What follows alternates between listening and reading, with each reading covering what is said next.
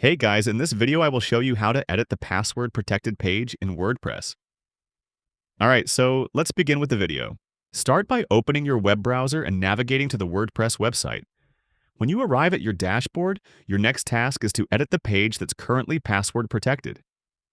Navigate to the Pages section at the left side, which contains every page you've created. Locate the specific page you want to modify, and instead of opening the full editor, click the Quick Edit option to make the process faster.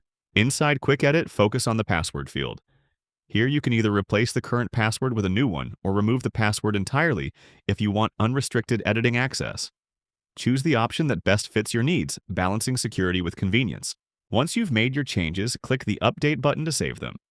WordPress will immediately apply your new settings, either securing the page with the new password or removing its protection if you chose to unlock it. And that's it. So that is how you can edit the password protected page in WordPress. So that's all for this video. Thanks.